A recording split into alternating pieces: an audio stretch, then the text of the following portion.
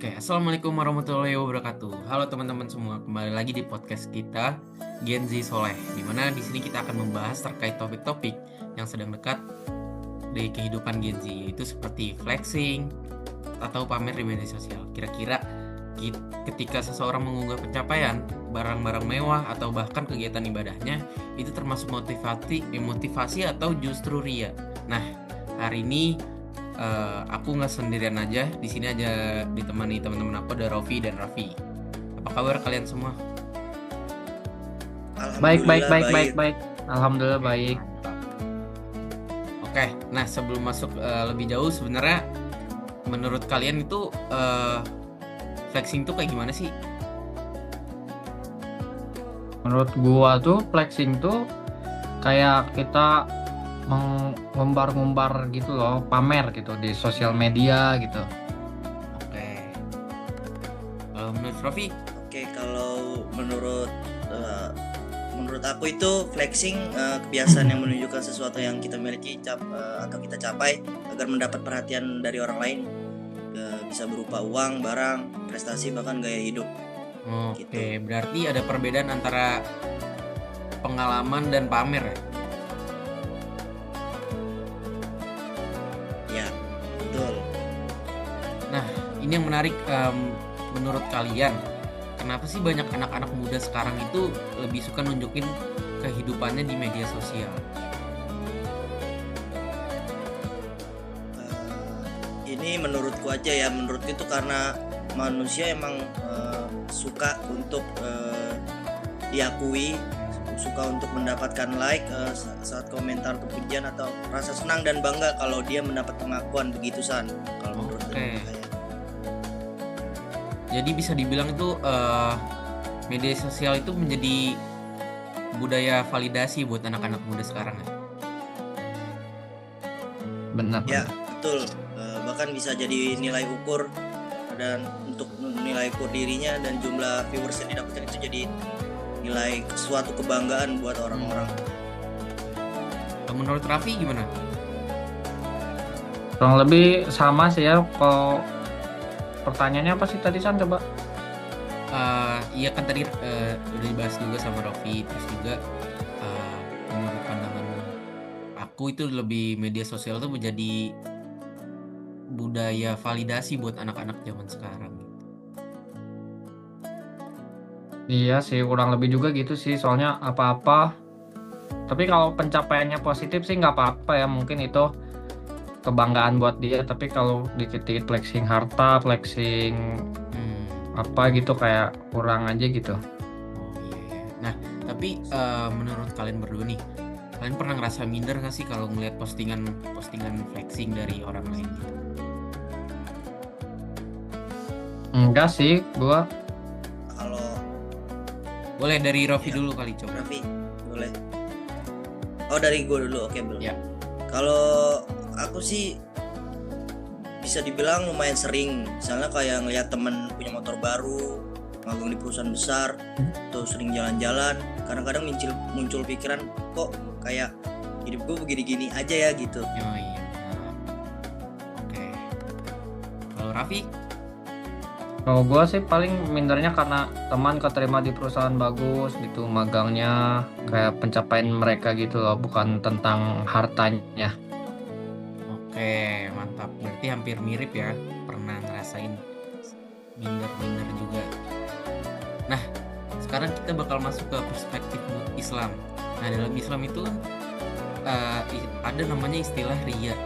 Tapi menurut kalian itu sebenarnya ria itu apa sih?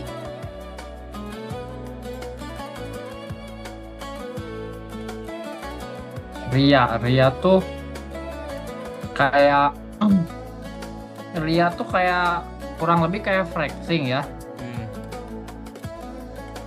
Kayak dia tuh memiliki arti tergantung pada konteksnya, tetapi yang paling umum itu merujuk pada sifat pamer ya tuh. Oke. Raffi boleh? Menurut Oke, pandangannya? makanya dari tadi yang disampaikan Raffi itu, makanya ria bisa sering disebut tuh sebagai penyakit hati yang sulit disadari oleh diri kita sendiri gitu. Karena yang tahu niat dari seseorang sebenarnya hanya Allah. hanya kita sendiri dan Allah begitu. Oh iya benar. Berarti secara nggak langsung mengunggah pencapaian di media sosial itu termasuk ria ya? Menurut kalian berdua gimana? Tergantung sih, tergantung unggahannya apa Kalau- dulu.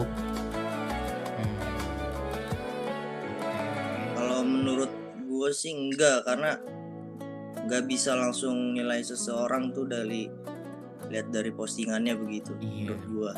Terkadang niatnya itu beda sama apa yang sebenarnya ditampilkan gitu ya. Ya, Ya betul sekali. Itu kan tadi kan kita bicara soal niat mereka.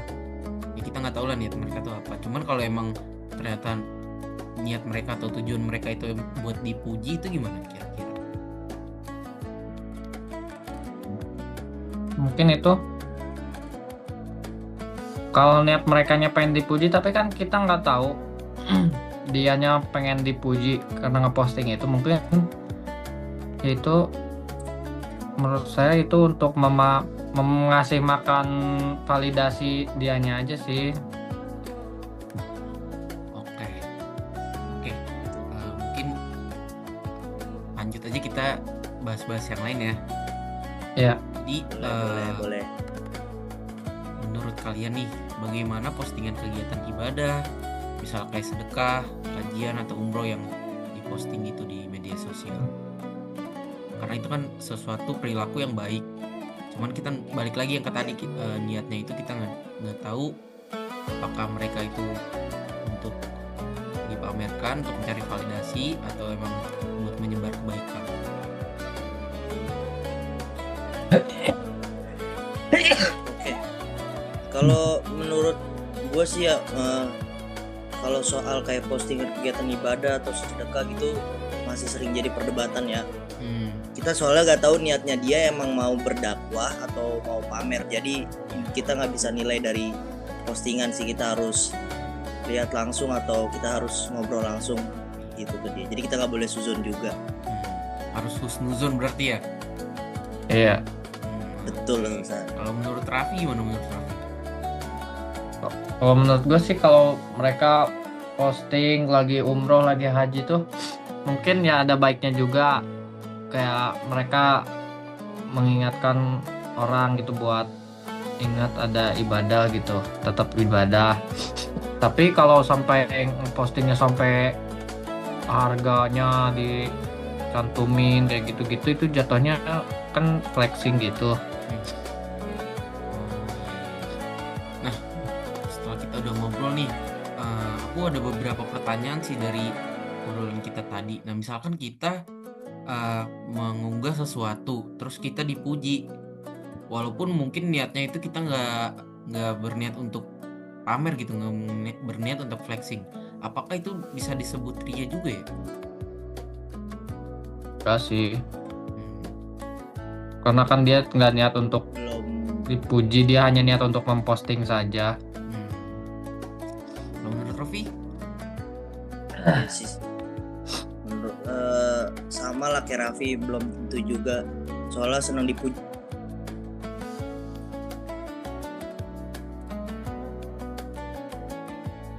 Halo Rofi? Halo? Nge-lag ya? Halo? Nggak, coba sekarang, Pi. Halo? Halo, aman? Aman ya? Aman? Kalau menurut gue itu kalau menurut gue belum tentu San. Soalnya sifat manusia kan senang, emang mereka tuh senang dipuji gitu, itu manusiawi. Yang jadi masalah itu ketika pujian sama tujuan utama dari apa yang kita lakukan gitu untuk mendapatkan pujian. Oh iya benar. Berarti emang sebenarnya pujian itu sebenarnya emang manusiawi buat orang-orangnya. Ya gitu. Wih, menarik banget nih. Berarti kita perlu dong sering mengevaluasi diri. Karena kan tadi kita juga ngebahas bahwa kalau ria itu sebenarnya itu nggak baik. Terus juga kalau emang niat kita baik, walaupun nanti dipuji, kita juga harus evaluasi diri gitu, bahwa pujian ini tuh jangan sampai terbawa ke ria gitu ya berarti ya. Iya. Ya sih menurut aku itu perlu. Oke. Tapi aku mau nanya lagi nih, selain berdampak pada diri kita sendiri, flexing itu juga berdampak pada orang lain gak sih? Kayak gimana tuh contohnya, San? Berdampak pada orang lain. Misalkan kita flexing nih, kan tadi kita juga udah bahas, misalkan pamer kekayaan, pamer mobil baru, terus pamer magang di perusahaan-perusahaan besar, itu kan pasti dampaknya ke kita kan. Kita yang dapat validasi, kita yang dapat pujian. Nah, kira-kira ada dampaknya nggak buat orang lain?